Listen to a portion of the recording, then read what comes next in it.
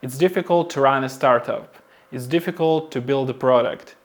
It's so many things that you'll need to handle as a founder, starting from engineering, product, user interviews, lead generation, sales, marketing, fundraising, accounting, payroll, and so on.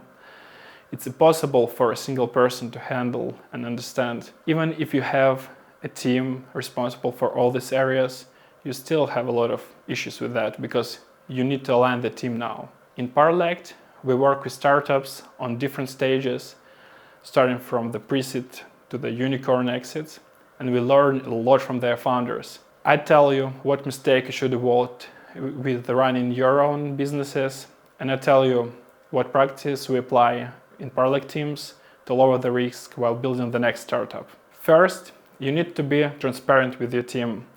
And it's a bit obvious and cliche recommendation, but it has a lot of sense. And it's very difficult to implement, so that's why it's so important.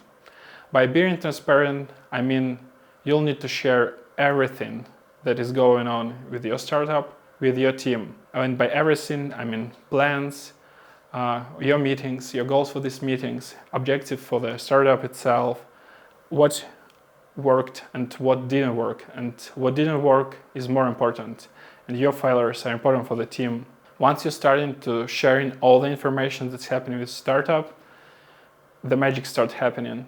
Team no longer wait for you to approve any small feature that they build. They no longer need the exact direction for something to implement. They do not call something a blocker, then just started to resolve it themselves, just because they understand what's going on and how important what they build.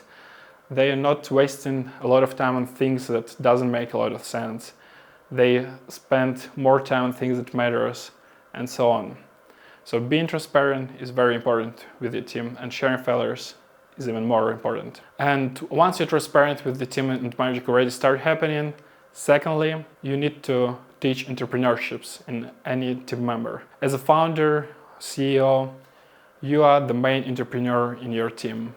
It's your responsibility to teach the people in your team the decisions that you make and the way how you make these decisions. And it's a rare feature, so most likely you'll need to explain in details and be patient. But making entrepreneurs in team is very important for your startup to scale. And this corresponds to transparency. Once your team operates independently, they are no longer blocked by your decisions and they move forward.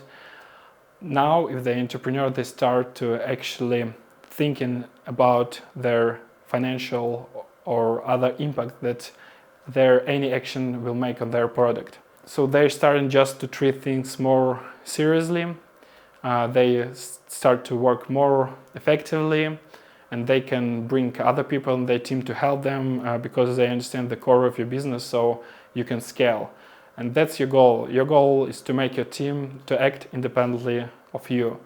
And the tricky part is to make them work independently. You need to spend a lot of time sharing all this information with them.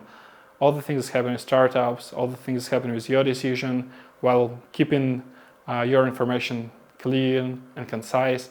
It takes a lot of time. That's why a lot of people fail at it. But you need to teach entrepreneurs in your team if you want your startup to succeed. Third thing, once you operate transparently with the team, they understand your values, you teach entrepreneurships, and everyone in your team understand how you make the decision and can replicate these decisions with themselves. Now you need to introduce an analytical and growth mindset in your team. And what I mean, everyone should come up with their KPIs that they're working on, and it should be their decision to come out with KPIs, not your order, like come up with some KPI. And if they already understand that entrepreneurship, they understand the importance of their action, the product, it will be easy because they already understand your business objective and they're trying to hit them.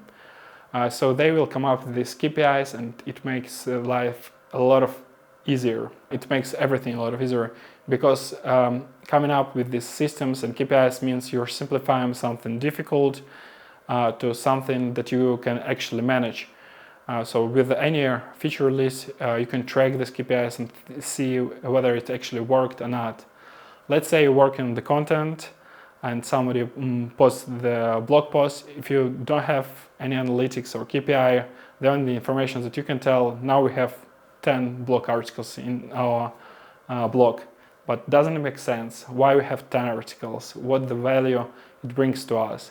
Probably we should have 1 article or 100 articles, what we actually tracking. So you start to think like, okay, so we're writing these articles to bring more people to use our product, or to bring more paying customers, or just to make hype. So once everyone have these personal objectives, they started to act even more independently. So they not only act independently as a team, everyone is a team, is working as a dependent founder. So that will be the right time for them to expand, to hire the team, because you already know how they operate, they understand how you make the decision, you see that they make the same decision as you are and you're happy with them, so they can build their own departments and grow your startup. Last but not less important, you should strive simplicity in everything you build in your startup. You should build simple features, you should write simple blog articles, you should build a simple onboarding flows, you should build a simple process in your company. Everything should be simple, and everyone should speak on the simple language among them, everyone in your team. And once you notice that somebody talks a different language, it's difficult to understand, at the same time they're not delivering results, it will be the red flag that something is going wrong with this person. So everyone should build simple as a team, they should strive simplicity in the processes, and what it gives to the business, except happy customers, of course. Now, when you simplify your processes, you can understand how they work and you can document them. So you can bring new people on team easier, they can learn from you, and these learners can be in any form. It can be a video with some process that you're doing, it can be a text playbook or Notion or somewhere, but it's some simple piece of information that explains important process in your startup. And once you have this culture of documenting, strong simplicity, and publishing it within the team, because your team will be as transparent with every team member as you are with them, they will share their knowledge with the team, everyone start learning from that. So if anyone go to vacation, they can just open their playbook and probably repeat it from first to last step. And that's it. If you follow this step and strive to build a healthy culture in your teams, you will have much more chances to succeed. And to recap, the steps are being transparent with your team, teaching entrepreneurship, building a growth analytical mindset, and last, striving simplicity. If you follow these steps, your startup will definitely succeed.